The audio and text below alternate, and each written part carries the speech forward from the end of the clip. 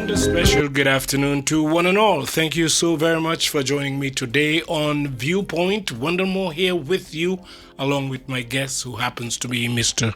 Dr. Raymond Jessurun, who is here on behalf of a survey or some work that has been done by the University of St.Maarten in conjunction with University in Curaçao and Aruba, all in the interest of slavery and how we can relate to it. Now, I know when people hear the word slavery, they usually send off the wrong signal, but there's no way to get around if you don't have any information of your past.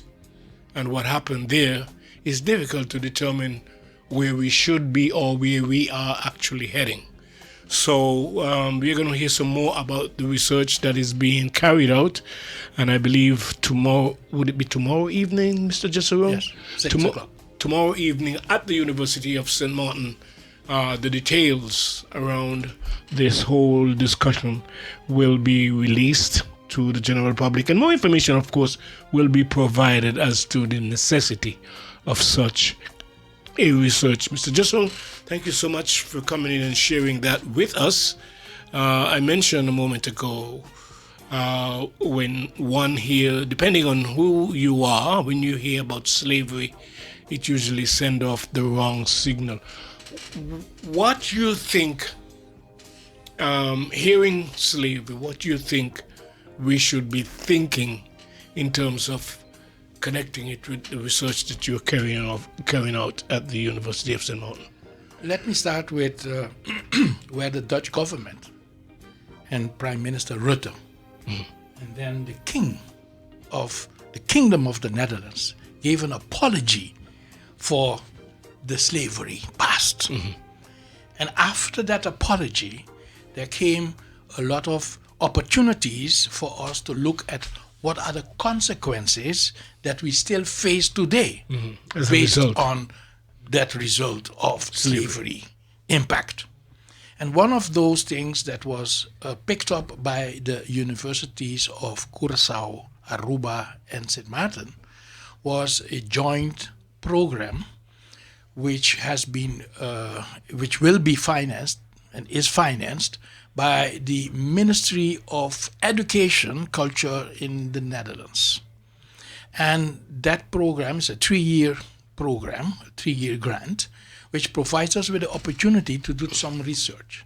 Part of the research that we as University of St. Maarten are coordinating is a work package that is called Slavery, Migration, and the Identity of the Workers, the people that came out of this whole process.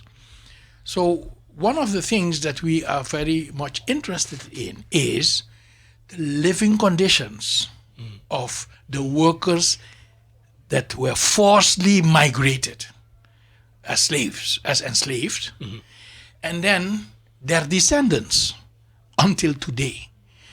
A lot of them still migrating, going to look for a better way of surviving.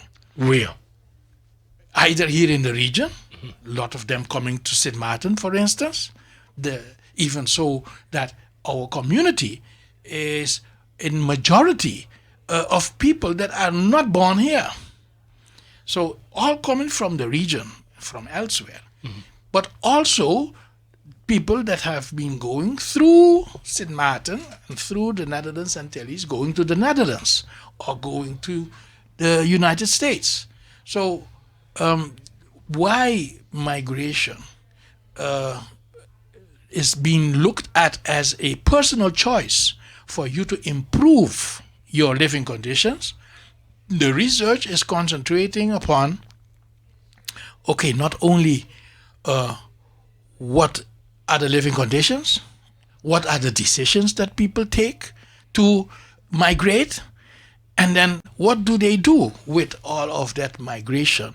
Yeah, what is it that they maintain as identity from their past, from their ancestors, and what is it that they take over from the masters or from who else that has been influencing them in their way of thinking. So, for instance, we have something here in St. Maarten, we call it the American way of life. A lot of our people imitate that. For instance, they want fast food, hamburgers and all of that. That is not part of our own culture. Yeah? How we were feeding ourselves and how we were, what is it that we have maintained as healthy ways of surviving. Now, there are different things that in such a study by the different universities will be addressed. But for us here, particularly, we are concentrating on the living conditions then and how has that evolved until now. And when we do the comparison, what is the relevance for today? The relevance for today is that when we talk about what is your living condition today, what is your standard of living today? If we compared with slavery time, what is the improvement? And what is still actually lacking in the standard of living that you should have? And so with the comparison that we make in the Kingdom of the Netherlands, that we see that based on human rights, everybody should be treated equal throughout the kingdom, the living conditions of those in the Netherlands are different from the living conditions from us here in St. Maarten. The living conditions from those on the northern side are different from us here at the southern side. These are things that we have to look into and that we have to think about and reflect. And the best way for you to be better informed is the research, by us doing the research. And so one way of the university doing the research is providing preliminary findings that behind the desk you can find by analyzing documents and going into all kind of data, bringing it back to you, and then you get the opportunity now to say, but wait a moment, I'm not recognizing myself with my living conditions in this. What about this? Can you look into this? They can give us ideas of what it is that they still would like to see. So I give an example. Mr. Moore, you are a senior citizen, and your living condition now is being determined by your life cycle. You have been working, get a certain income. But what is now your pension income? It has been influenced by decisions that you have taken, but also by decisions that the country and the former country of Netherlands have been taken within the context of the Kingdom of the Netherlands. So when we analyze that, then by you getting more information, you can make comparisons. You can say, okay, what is it that I'm still not getting? And that's how we can do then further research within the program of 3 years that we have. Sounds pretty much to me like getting data. But what would be the follow-up? What would change for the persons whom you are questioning about the present situation versus what we inherited as a result of being brought here as slaves, our ancestors, of course. And what can we look forward to in terms of changes after you've done this research? It's a good question. And I give you an example of what is happening now. The Social Economic Council gave an advice to government, and they're following that advice until now. When they have to talk about the minimum wage, they tell you this is what we recommend for the minimum wage legally to be. You remember the $1,000 that came up with the former Minister of Social Development, Minister Otley? That is now being indexed. That means you get, because of the cost of living increase, you get a same amount of percentage that the increase was. When we look at that increase, where the minimum wage is today, is that sufficient, adequate for you to survive? So workers and their wages have to be aware of, and they are aware, can you make the ends meet? And if you can't make the ends meet, tell us, what are the things that you see that is not affordable with your minimum wage or with your wage? And when we talk about what should be an adequate wage, there comes a whole discussion. Now, one of the discussions is, should you get the same thing as in Saba and in Statia, where they last year increased their minimum wage? Or Who would have to make that decision, though? well, that's usually a discussion that the politicians of your island, your country, have to take.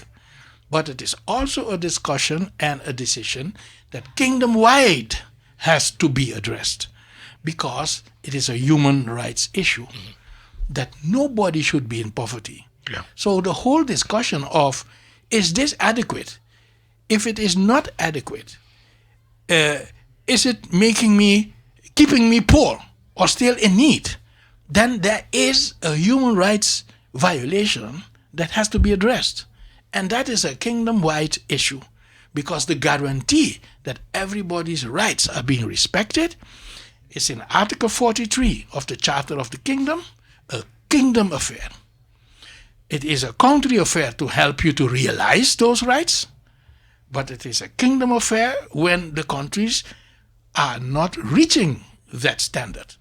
So this discussion opens up at the beginning of this year an opportunity for you to get better informed, to get more information, to get data of the findings of the research until now, but also to indicate, okay, what is it that we still need so that we can be better informed and take better decisions. Yeah.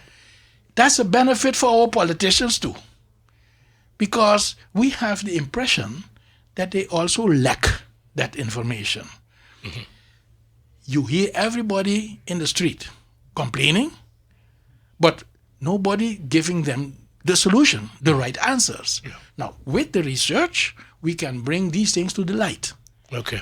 So the accumulation of data would be used to give support to why maybe there should be an increase as such. But I have a question for you, which is a little bit off where you're at this point with the research that would be talked about at the university tomorrow. Could we see a human rights issue established across the kingdom, something such as the amount of everyone gets the same amount when it comes to old age pension? Okay. Maybe not necessarily work wages, but at least the pension. The question is, it happened on the northern side. The northern side, the French Republic, there were differences in the territories and with the mainland. These have been addressed because of human rights, because of the same international treaties that the French Republic also decided to ratify.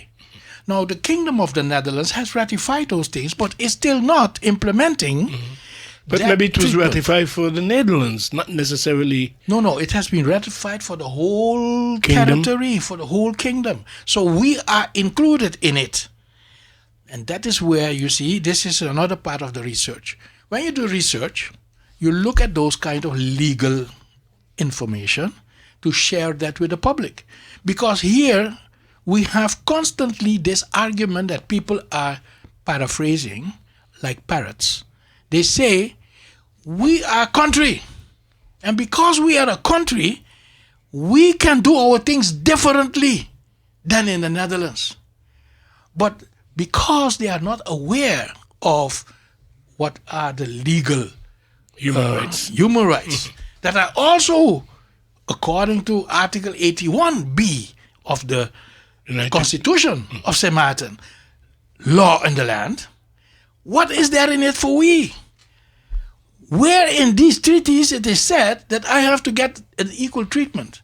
That's the non-discrimination principle, Article 2 in all those treaties. So when we get that information and we provide that information and we look up at what the United Nations and the committees that the United Nations have to do follow-up on these agreements, we see that we have a right and our people are not aware of this right. Or people who? You mean the citizens The or citizens, the politicians? the citizens, because if I tell you, Mr. Moore, during this whole Christmas season, people were calling me about what will be the minimum wage in January? What will be the old age pension in January? What is the increase? Of Curaçao, I got calls because people there also want to know what will happen, and especially those that are in St.Maarten, are they getting the same indexation, as they call it? And the whole discussion on the indexation, I call it is a deviation of the attention of the inequality, the discrimination that is taking place in the kingdom. And because a lot of people don't see that that can be addressed that way, they don't stand up for their right. What that has to do with slavery, though? Well, slavery time, people were forced to come to work. They didn't get pay. They had no say. They had nothing to say. Whereas if we do and continue to look at where we are today, we say, oh, but we have a say. We can elect our politicians. We can elect our parliamentarians. Yeah, we have our own government, our own. But when we look at why is it that our government cannot do the things that we want them to do, and I give an example. You remember the measures that the Dutch politicians have imposed on our government for the COVID, that we had to cut the salaries here in this territory. These are examples of how we are still not having a say. But that was imposed Yes. on the government to take these measures. Right. Why can't they do the same for other things like the old age pension and other things that are necessary for the community and the people to benefit from? So the example that I just gave was a measure to cut in our salaries. Nobody agreed. The workers, the unions, they protested. But it was still implemented because government said if we don't do it, we will not get the support, the financial support from the Netherlands. You remember? That was the discussion. Now that COVID gone, the Netherlands still one of the economic richest countries in the world.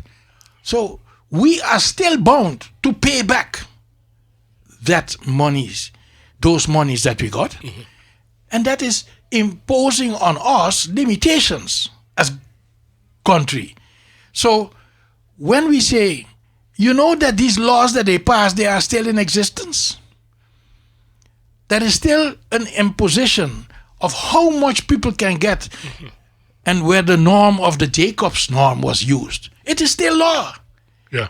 And why do we continue to have those laws?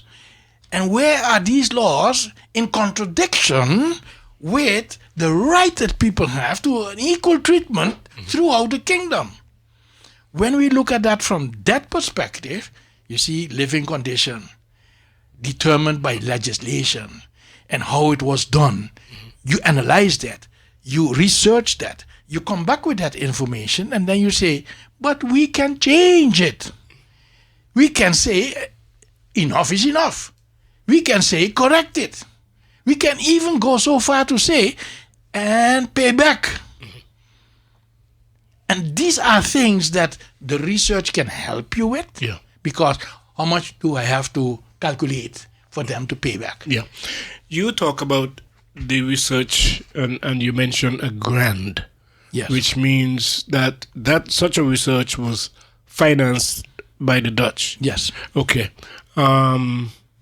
As far as that grant is concerned, does that factor anyway into what some people would connect or call reparations, connect that to part of the apology that were given by the Dutch for slavery past? You see that grant as part of reparations money? At the university, we see this grant just as, okay, they give us something to do research, to analyze the impact. But with that opportunity, we can also provide our own people with, well, here is now another opportunity. This is a calculation that you can use now to say how much reparation they owe me, they owe we. So these are things that we can do. And I know that that's not the first thing that they had in mind when they gave us the grant as universities. But we see that if you talk about living conditions, and you talk about living conditions in the legal framework of human rights, that is a deficit. And just as there is in the kingdom a kingdom deficit in democratic rights, there is also a deficit in our economic and social rights. So with that research, we look at what happened in slavery time. We migrated, even people that were not born here, don't have the ancestry here, but they migrated and they came from the region and they came to here. But we all came from motherland, Africa, and then with our ancestry. Now we all together here. How do we look at one another, and what is it that we want for one another? And these are the things. When you talk about our constitution, there is this difference that they make between those that have a Dutch nationality and those that don't have a Dutch nationality. But you're in the constitution. But because you don't have a Dutch nationality, you can't vote. The electoral law is telling you through the constitution that you don't have the right to vote. And the majority of the people here, all descendants of enslaved, here, they're contributing to our economy. They're contributing to the tax coffers. And what is it that they get in return? A lot of them are being hindered to vote. So these are things. But you think that should change? You think that it should change because it is a right that is already being provided through the international treaty for migrant workers but and their families. They're not Dutch citizens, so that's the only difference why they cannot vote. So that's where I tell you, when you have this treaty, you see that in the Netherlands it has already been ratified that migrants, they are not Dutch citizens, have the right after 5 years that they can vote in local elections. So what's the problem here for people to be included after 5 years of contributing in the society? These are things, you're right, you should know them. When you know them and the research will bring it up, then you can see, oh, wait a moment, but in our constitution and in our electoral law, it is still a stipulation that is blocking people to get their right. So what you do then is propose what is the next move that our parliamentarians can do, what our government can do to make it right, to give everybody, according to the international treaties, their right, also in this country, to be treated equal. All right, let me take a break. I'd ask you to walk us through what would be happening at the university tomorrow evening. And who are the ones who should attend or who will be in attendance. Yes. We'll take a break and come back. Welcome back, folks. Dr. Drs Raymond Jessurun is here with me for the full hour. Of course, he's part of a research that is this still being conducted or it's completed? It's still being conducted at the University of St.Maarten in conjunction, of course, with the universities throughout the Dutch kingdom, in particular the Caribbean part of the kingdom. And it has to do with migration consequences as a result of slavery. So it's pretty broad. And in the break, I had a conversation with Mr. Raymond Jessurun, especially in light of something that he said about what the international treaty is all about when it comes to people who have migrated from one country to the next. and what's the limited amount of time before they should be able to participate. And while I understand all that, I think our issues here on St. Maarten is so insurmountable to the point where some of the things that has to be done, that should have already been tackled, needs to be prioritized. Because if you get to this part, I'm sure it's only going to compound the problem even more. Because healthcare is also an important part that is not up to par in terms of what the international requirements are when it comes to what the Dutch have already signed on to with the United Nations, right? And we are part of it. So, in other words, there's still a serious unequal or equality that doesn't exist in the kingdom, and we talk about this a lot of time, especially when it comes to the revenue part. Right. So, as far as this research is concerned, before you get into any more details, because that can take up a lot of time, there's so much concerns. I would like you to just walk through briefly what would be happening at the university tomorrow for those who might want to be there to participate. So at the university tomorrow from 6 to 8, we have this opportunity for anyone interested in the research findings so far to be informed, that's one, and to ask questions, that's two. So I give as an example that we have been focusing based on questions that people have been providing about the minimum wage development, the old age pension development, as part of our living condition, right? What happened with that, and what is the fundamental difference between when our enslaved ancestors of the Netherlands and what is it now? With the information that a lot of our people on the island are migrant workers, descendants from the same African enslavement, but from British or from French territories. They're here. They live here. First thing that we expect from them, for them to get an old age pension, is that they had to be registered on the island. A lot of workers here, when they were not officially registered, so they are not in the system, they can't get their old age pension unless they can prove that they have paid income tax. Now, to prove that you have paid income tax, you have to be registered at the tax office, and you have to provide annually, this is my income.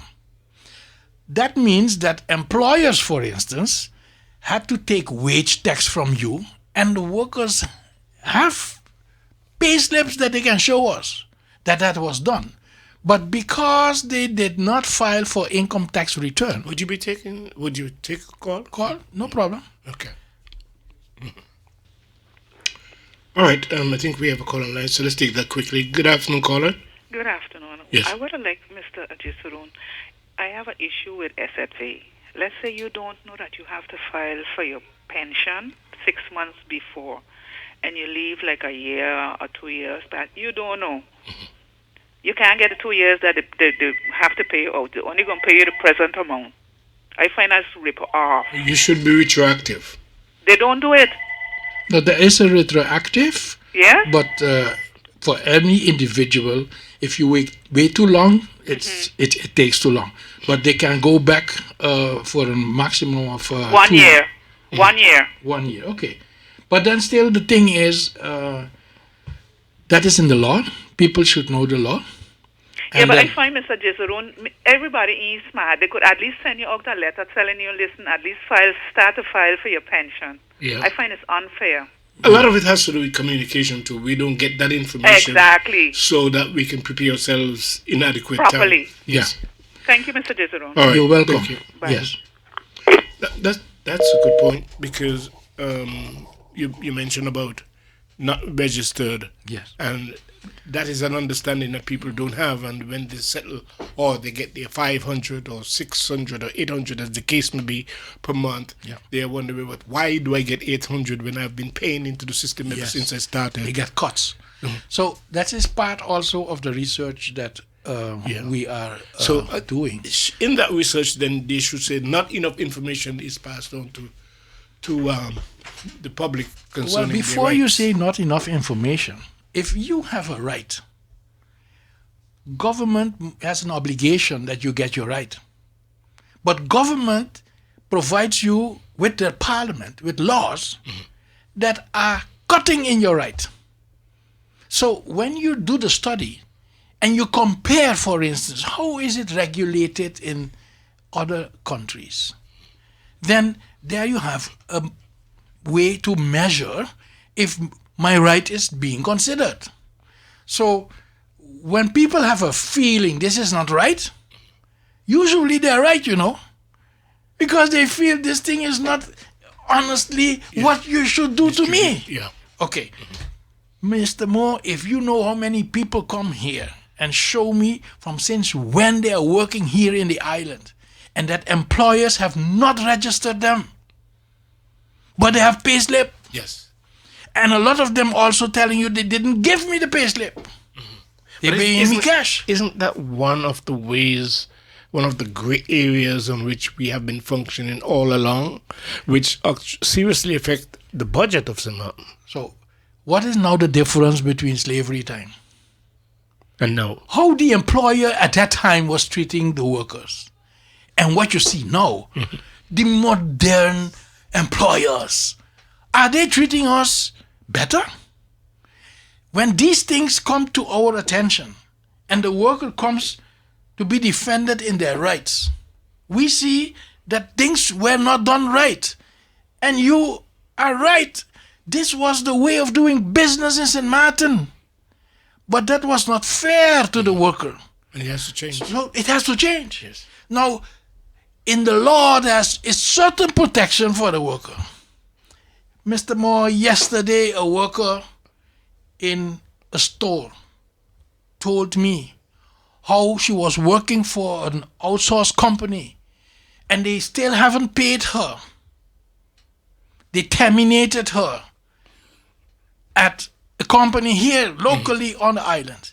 But because she was employed by the outsourced company, the termination with the company here was from one day to the next. And now the outsourced company is saying no work, no pay. Where are her rights? She has worked for more than 4 years already with that company. So even when this lady in the past was referred to the Labor Department, even the Labor Department is with their hands crossed. Because when these things are happening, it is within the existing legislation that this has been made possible. The protection for the worker, they call it, we made the worker more flexible. We made labor flexible. I remember the terminology. Well, it is still being used, and the legislation is still there. And in Parliament, for 10,000 guilders a month, they're still sitting there. Sorry, $10,000. Yeah. They're still sitting there. And they don't change it. They know that the workers are complaining about this. Now, these are the things that when you research it, you can identify where are the discrepancies. And what area needs immediate improvement. Then can be changed. And once you know that, then you can say, okay, let me stand up for that right. Yeah.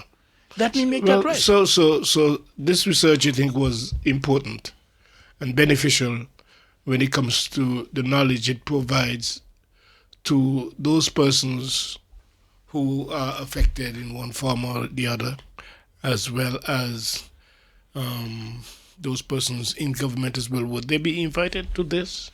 Everybody is invited. No, but you throw but usually when we everybody open. When we say you do research, right? You have different stages in the research. When we have a final publication, usually we go to government, we go to Parliament, we provide them with the finals. But if you want to join from now in the discussion, if you want to join from now in the research, okay, what are your findings until now? Yeah. What are the things that you maybe have overlooked? Isn't that something good for them to do? It should be This early, instead of recommended.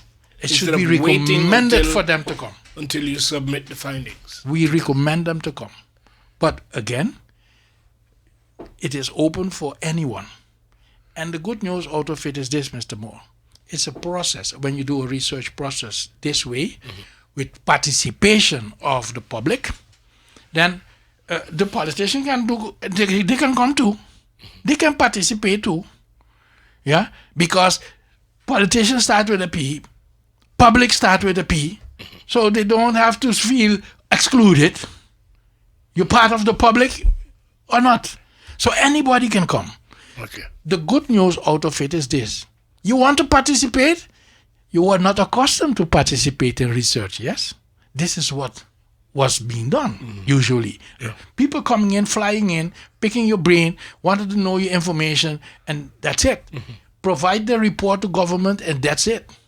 Now, we have been opening the doors as university to provide more public participation in research. So from already in the beginning stages, people making us alert on what is it that they really want to know, that you can help and assist in bringing that to the table. That's one. But also in calculating or providing where are the things that we should look at to bring about change. How about the participants during this research? Who are the ones you question or you have access to, or what kind of sample are you using? Well, at this stage, we have been using what was already available as information. So, for instance, legal documents, Okay. doing the research, and our research went back till 1972. Okay. Why? Because when you look at the cost of living, from since then in the Netherlands until this day, started to calculate monthly what was the increase of cost of living. And then we know also that the minimum wage, that was since the 60s that they brought it up. So we have been analyzing how was that development. Yeah. The old age pensions from since the 60s. And then in the Netherlands also there was a development that these things came. And based on the international treaties, more things came to protect the workers, to protect the people.